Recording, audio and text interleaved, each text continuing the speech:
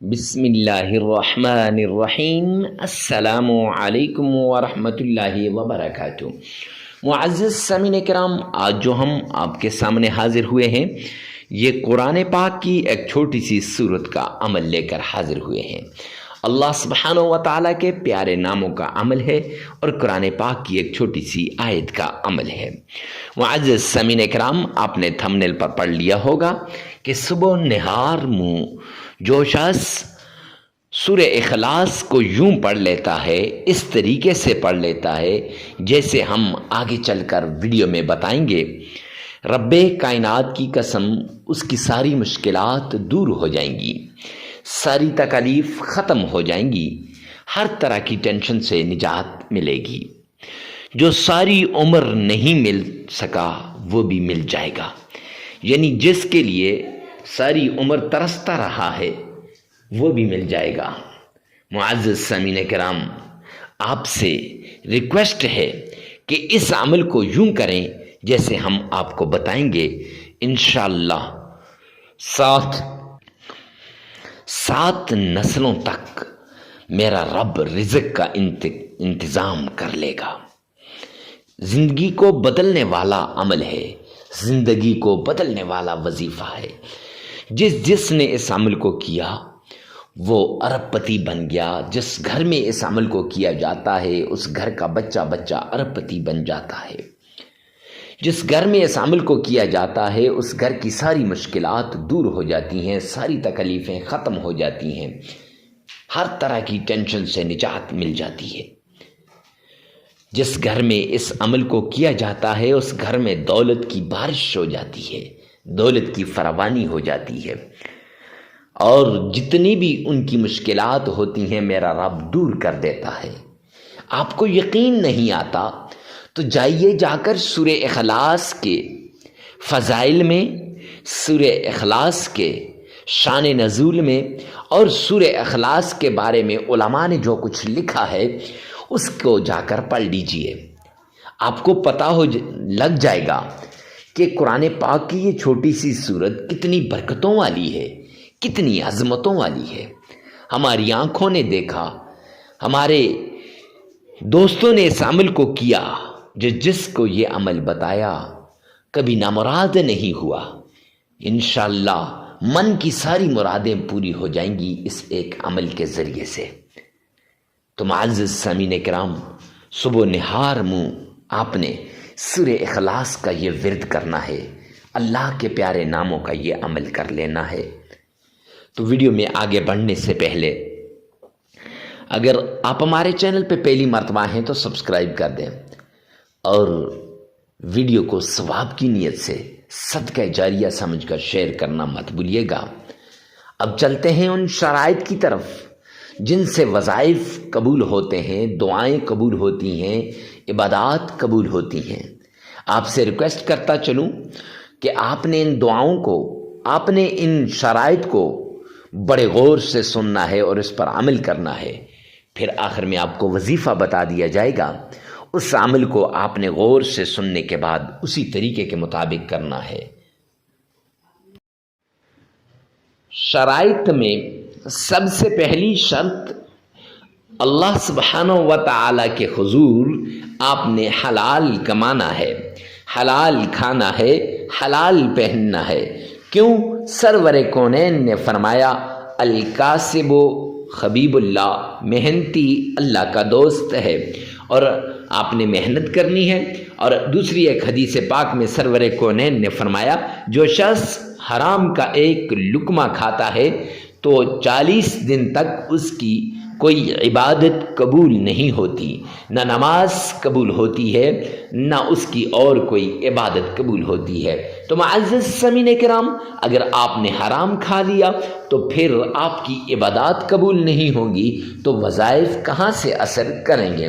تو وہ وظائف کے مؤثر ہونے کے لیے پہلی شرط حلال کمانا، حلال کھانا، حلال پینا اور حلال پہننا ہے۔ تو اس لیے آپ نے پہلی شرط پر عمل کرتے ہوئے حلال کمانا ہے، حلال کھانا ہے اور حلال پہننا ہے۔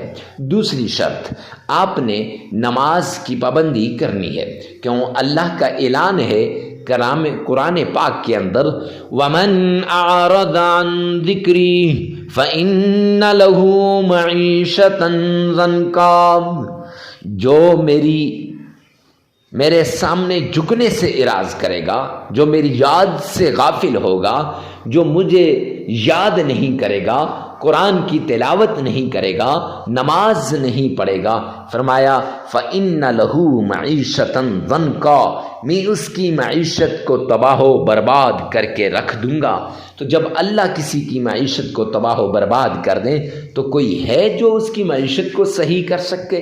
تو اس لیے معزز سامعین کرام، آپ نے یہ 5 نمازیں لازمی پڑھنی ہے۔ ہاں آگے پیچھے ہو جائیں تو خیر، لیکن وقت پہ پڑھنے کی کوشش کرنی چاہیے۔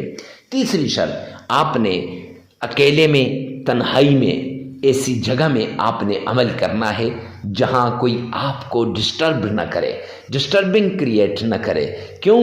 جب ڈسٹرب ہوں گے پھر وظیفے کی طرف دھیان نہیں رہے گا، جب دھیان نہیں رہے گا تو پھر معزز سامعین کرام کیسے وہ وظیفہ قبول ہوگا؟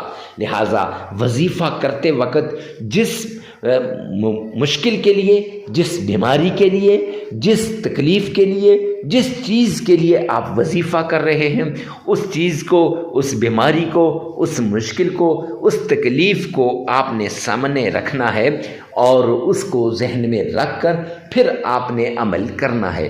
انشاءاللہ یہ عمل آپ کے لیے آخری عمل ثابت ہوگا، آپ کی تکلیفیں دور ہو جائیں گی، آپ کی مصیبتیں ختم ہو جائیں گی۔ ہر طرح کی تکلیف سے نجات کے لیے آپ نے اس طریقے کو اپنانا ہے۔ یہ 3 شرائط ہیں، ان پہ لازمی عمل کیجیے گا۔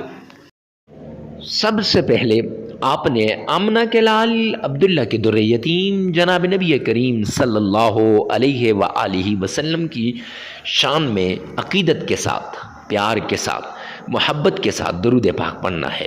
معزز سامعین کرام، یہ درود پاک آپ نے اتنے شوق سے پڑھنا ہے کہ میرے پیارے پیغمبر نے فرمایا دنیا کے کسی کونے پر بھی اگر آپ ہو تو درود پاک مجھ تک پہنچایا جاتا ہے، وہاں پڑھ لو۔ تو اگر ہم یہاں پڑھیں گے تو میرے آقا تک پہنچایا جائے گا، اس لیے عشق کے ساتھ پڑھیے گا۔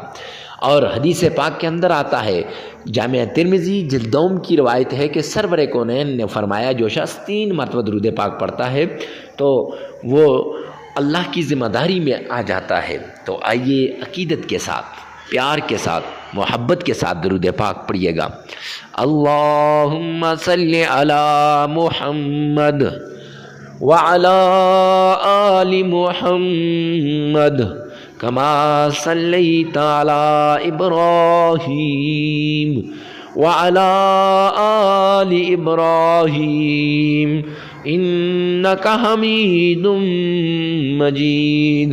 اللہم بارک علی محمد وعلی آل محمد کما بارکت علی ابراہیم وعلی آل ابراہیم انک حمید مجید۔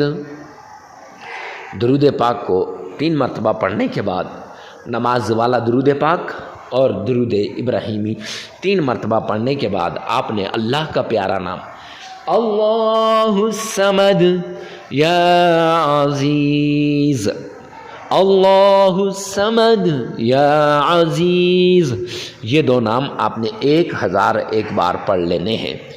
پھر اس کے بعد قرآن پاک کی چھوٹی سی آیت ہے حسبنا اللہ ونعم الوکیل، یہ 313 مرتبہ آپ نے پڑھ لینی ہے۔ پھر اس کے بعد قرآن پاک کی چھوٹی سی سورت ہے جسے ہم سورہ اخلاص کہتے ہیں، قل هو اللہ احد اللہ الصمد لم یلد ولم یولد ولم یکن لہ کفوا احد۔ یہ سورت آپ نے پڑھنی ہے اور یہ سورت صرف 11 بار پڑھنی ہے۔